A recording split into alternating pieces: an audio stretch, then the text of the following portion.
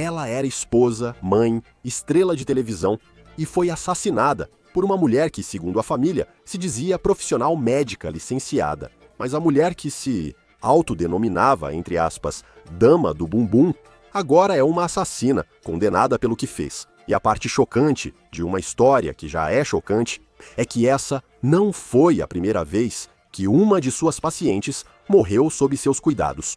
Estamos no caso apresentado pela Law and Crime. Eu sou Chris Stewart.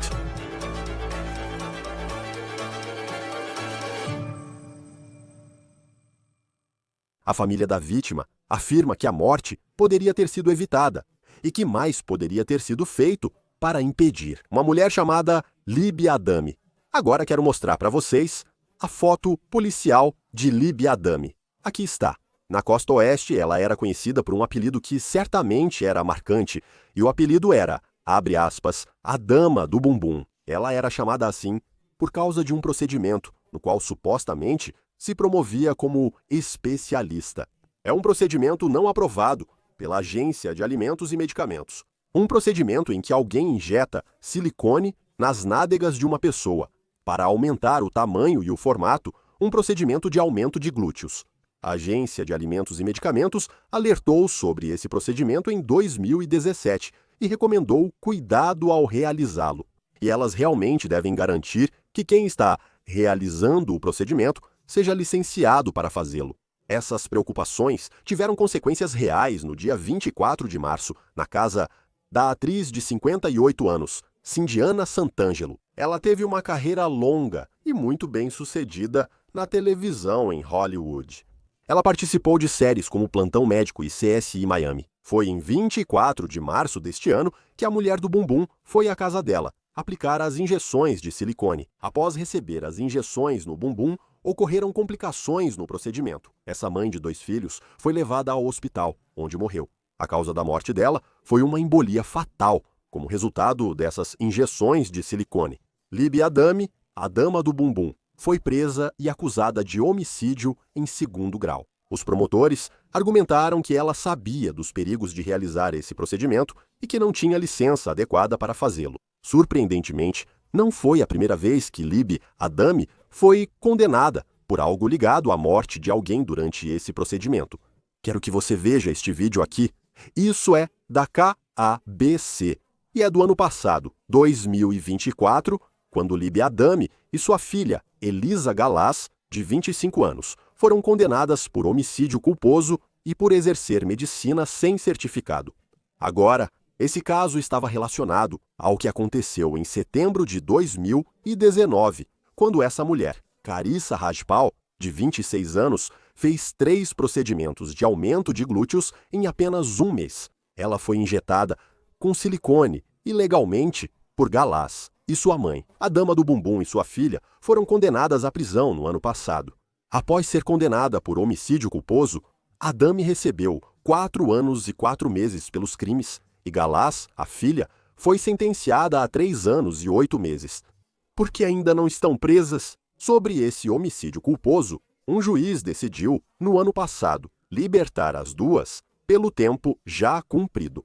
Elas aguardavam julgamento sob custódia desde 2021. Agora, mesmo tendo sido responsável pela morte de uma cliente, Adami não parou de realizar o procedimento, e isso a levou até a casa em Malibu de Cindiana Santangelo, menos de um ano depois de ter sido condenada por homicídio culposo.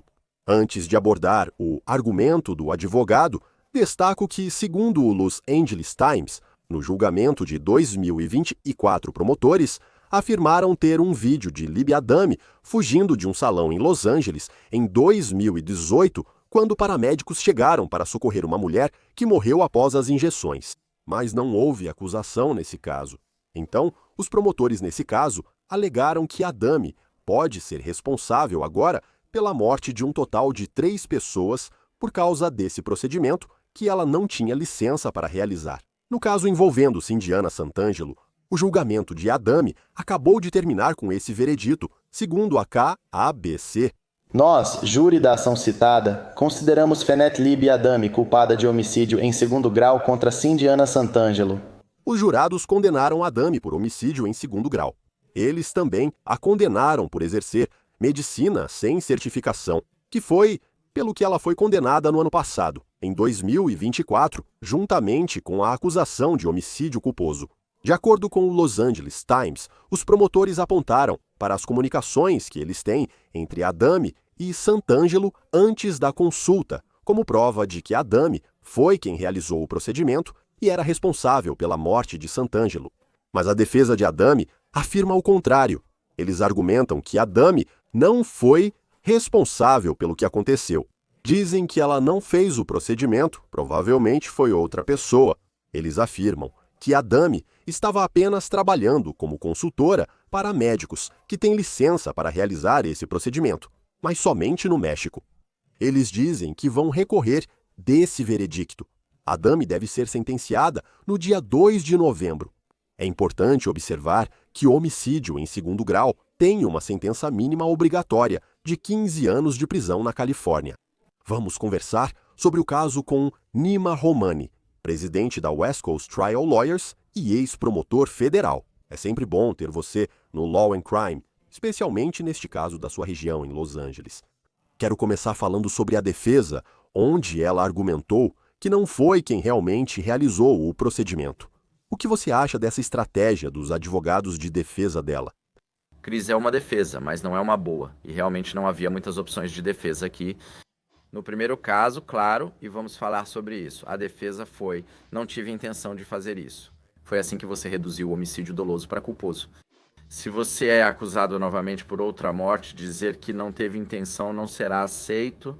Então você precisa mudar de estratégia e dizer que não foi você. Agora, o argumento que a defesa aí apresentou é que, sabe, ela apareceu depois, outra pessoa tinha aplicado a injeção nela. Ela estava lá por um motivo de consultoria. Não fazia sentido, ainda mais com mensagens coordenando a aplicação de silicone. Então, não me surpreende que os jurados perceberam isso e ela foi condenada. É interessante, porque na primeira condenação, apenas no ano passado, ela foi considerada culpada por homicídio culposo. Desta vez, porém, foi condenada por assassinato. Porque, sendo algo que parece ser muito parecido, sabe, fazendo esses procedimentos de aumento. Mas desta vez, a cliente dela morre novamente e ela é condenada por assassinato. Por quê? Então, desta vez, ela foi condenada por assassinato sob uma espécie de teoria de indiferença deliberada ou coração depravado. Então, obviamente, você só pode ser acusado de assassinato se tiver a intenção de matar alguém e realmente matar essa pessoa. Mas você também pode ser acusado de assassinato se tiver um coração depravado. O exemplo clássico nas faculdades de direito é atirar em um prédio abandonado, ou no que você acha ser um prédio abandonado. Você não sabe se há alguém lá, se será ferido ou morrerá. Isso mostra indiferença pela vida humana.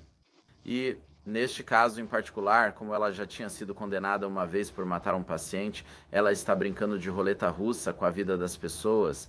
E é assim que você ultrapassa o homicídio culposo, que, claro, é negligência criminal, imprudência, até chegar ao assassinato, que tem uma diferença significativa nessa possível sentença.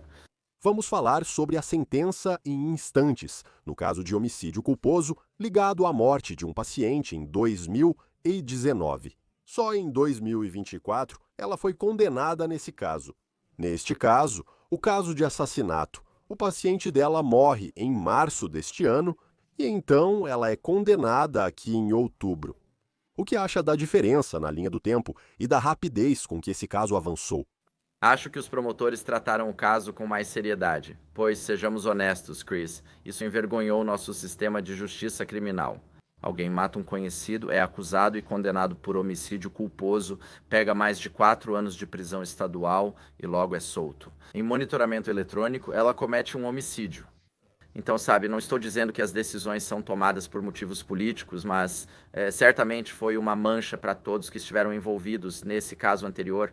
Eles querem garantir que essa pessoa perigosa seja retirada das ruas para não matar novamente. Um exemplo que eu gosto de dar é o caso do Matthew Perry, certo? Você tinha a rainha da cetamina que já matou alguém antes porque forneceu cetamina para essa pessoa. Então, você sabe, ela faz isso de novo e mata Matthew Perry, e obviamente Matthew Perry é uma celebridade. Na prática política, esses casos são tratados de forma diferente. Mas quando você tem alguém que já matou duas pessoas, há um senso maior de urgência para avançar com esses casos. É interessante porque em todos os casos que ela teve, está ligado às injeções de aumento de bumbum que ela faz. Se ela tivesse uma arma e atirasse em alguém, poderia ser acidente ou homicídio culposo. Não sei se ela está recebendo crédito pelo tempo já cumprido nesse caso, mas como foi esse procedimento médico para o qual ela não tinha licença, ela acaba saindo e logo volta a fazer o mesmo negócio, o que influencia na decisão de um juiz. Homicídio culposo não é uma acusação leve, mas a pessoa recebe crédito pelo tempo já cumprido até certo ponto. E então, ela já está de volta às ruas logo em seguida.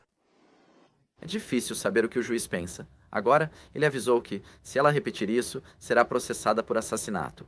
Então ele literalmente avisou ela. Agora, obviamente, ela não entendeu o recado e estava lá fora, sabe, aplicando injeções nas pessoas. Sabe, parte disso é culpa do juiz, parte é do promotor e parte, sinceramente, é do Departamento de Correções e o fato de que as prisões estaduais da Califórnia e as cadeias dos condados da Califórnia estão acima da capacidade, especialmente quando se trata de detentas. Algumas cumprem só 10% ou 20% da pena. Quero dizer, isso nunca aconteceria no sistema federal. Então, eu gostaria de ter uma resposta. É uma questão de política pública e superlotação nas prisões, com certeza. Se você matar outro ser humano realizando um procedimento que não é aprovado pela Food and Drug Administration e para o qual você não tem licença, você realmente não tem licença médica nenhuma e acho que o argumento era, bem, eles fazem isso no México. Bem, quero dizer, obviamente aqui não é o México e muitas pessoas morrem por causa do turismo médico no México. Então, não há defesa legal aqui. Receber só uma advertência, monitoramento eletrônico e estar nas ruas após tirar a vida de alguém, mesmo supondo que da primeira vez foi acidental, isso não me parece um resultado justo, de forma alguma. Porque, como você disse, se você está dirigindo sob influência e mata alguém, provavelmente vai pegar vários anos de prisão estadual porque tirou a vida de alguém. Não sei o que houve aqui. Não foi justo, mas agora sabemos que ela pode pegar de 15 anos a prisão perpétua nesse caso. Quando há um caso assim e um juiz tem posição política, de certa forma, os promotores também têm. Mas onde está a responsabilidade depois que algo assim acontece? Porque eu penso na família dessa mulher que morreu. Ela era mãe de 2 filhos. E você descobre não só, provavelmente, o choque de perder seu ente querido, mas também... aliás, essa foi uma mulher que foi solta, sabe? Recebeu só um tapinha na mão por isso. O que acontece com o juiz ou qualquer pessoa envolvida nessa decisão depois do ocorrido? Chris, não muita coisa. Basicamente, eles só podem ser removidos do cargo pelo voto. O promotor público precisa se candidatar a cada 4 anos. E não estou dizendo que isso foi culpa do Nathan Hortman, sabe? De forma alguma. E juízes, eles podem enfrentar um desafiante aqui na Califórnia. Então, eles podem ser destituídos ou podem enfrentar um desafiante. E se eles forem brandos, podem enfrentar um desafiante. Do escritório do promotor para dizer: ei, esse juiz é responsável por alguém ter perdido a vida. Agora, eles não podem ser processados civilmente. Eles têm uma imunidade muito ampla, tanto do lado da promotoria quanto do juiz. Então não vai haver nenhum dinheiro indo para o bolso da vítima. Mas é claro, essas pessoas podem perder seus empregos. E eu conheço ambos os casos. Ela foi condenada por uma acusação que era algo como realizar um procedimento médico sem ter certificação para isso. Qual a punição só para essa acusação, considerando as 2 vezes? Ela já foi condenada antes por realizar o procedimento sem certificação e agora repetiu. Isso não a impediu antes. Sim, você tem essa acusação, tem o agravante por lesão corporal, que é um aumento de pena de 3 anos. No fim, vamos falar da acusação principal, homicídio em 2º grau, com pena de 15 anos a prisão perpétua. Todo o resto não é que não seja importante. São crimes menores. É importante porque eles trazem evidências para o caso sobre ela ser licenciada ou não. Isso talvez não teria necessariamente sido incluído, poderia ter sido, mas certamente é incluído quando é um elemento da acusação. Mas, na verdade, você está olhando para aquela acusação principal, aqueles 15 anos, e ela pode pegar mais do que isso. Você sabe, 15 anos é o mínimo para homicídio em 2º grau. Não me surpreenderia se ela pegasse quase 20 anos, já que repetiu isso pouco tempo após ser solta. Sim, o que vai influenciar essa decisão. Porque, novamente, se fosse um caso em que ela estivesse dirigindo bêbada, e já tivesse uma condenação anterior por homicídio culposo ao dirigir embriagada, eu poderia ver isso resultando em uma sentença realmente pesada em muitos estados. Esse caso, novamente, ainda é meio que isso. Quero dizer, não sei se é, mas era um procedimento médico que ela estava realizando. Quantos anos ela pode pegar, já que o juiz avisou que, se repetisse isso, haveria consequências sérias? Sim, é especulação. Já vimos o que aconteceu antes. Acho que é um caso de cerca de 20 anos, homicídio em primeiro grau, podendo chegar a 25 anos ou prisão perpétua. Não estou dizendo que chegamos a esse ponto no sentido de ser um ato intencional de matar essa mulher. Mas acho que 20 anos me parece correto, dado o fato de que agora você matou uma segunda pessoa tão pouco tempo depois da morte anterior. Você saiu e fez isso mesmo sabendo o perigo. 15 anos como mínimo parece pouco, ainda mais pelos agravantes que mencionamos. 20 anos parece adequado se eu tivesse que adivinhar qual seria a sentença em um caso como esse.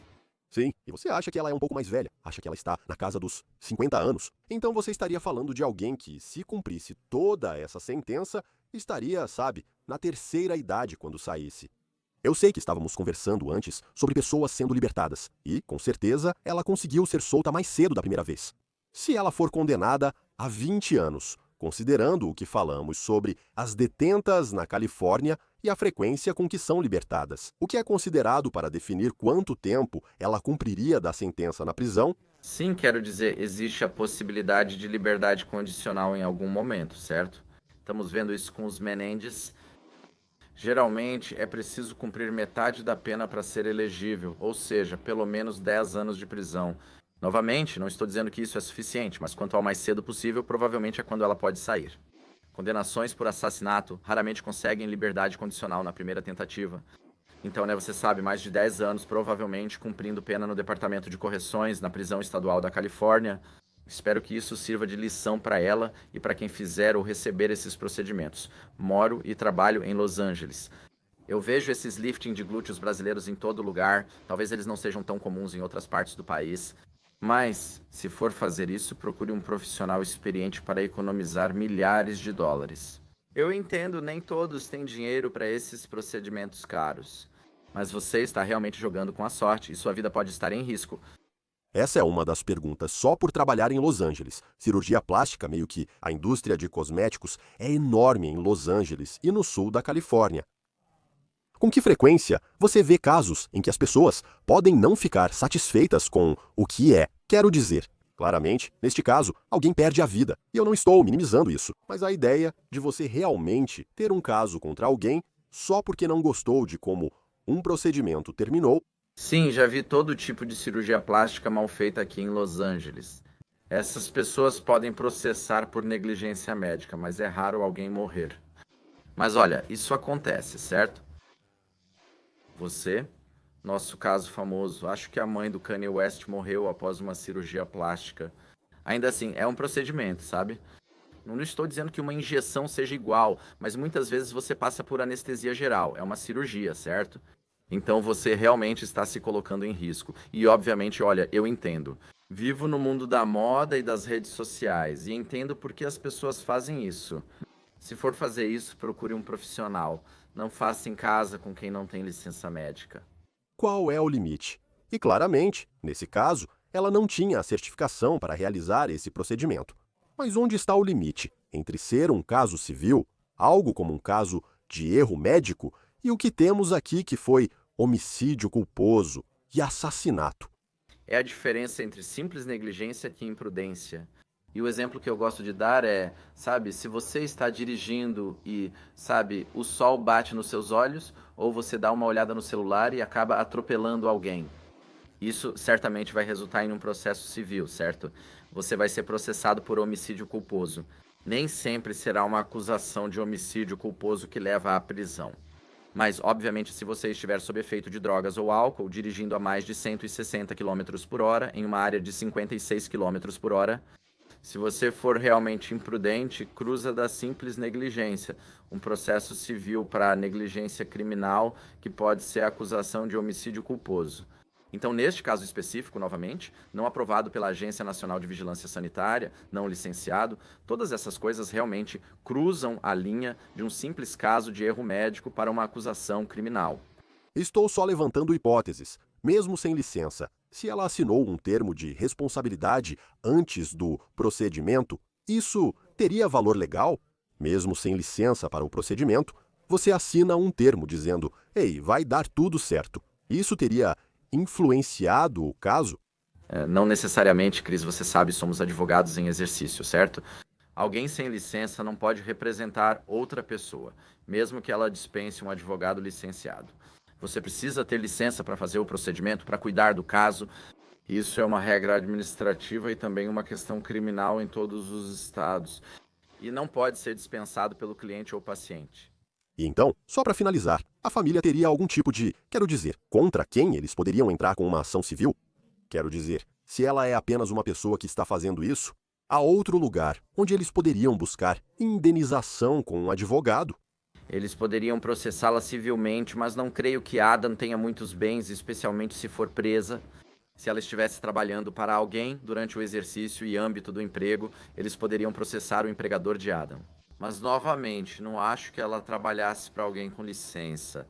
Então, nesses casos, se o infrator não tem bens nem seguro, mesmo com uma sentença milionária, é preciso cobrar esse valor. Não sei se haverá resultado financeiro para ajudar a família da vítima. Infelizmente, talvez este seja apenas um caso de justiça criminal. Sim, vamos ver como isso se desenrola na sentença. Nima Romani, é ótimo tê-lo no Law and Crime. Obrigado por discutir o caso conosco. Claro, Cris, até breve. Isso é tudo para o caso apresentado pelo Law and Crime. Inscreva-se no nosso YouTube e Spotify. Eu sou Chris Seward. Nos vemos na próxima vez.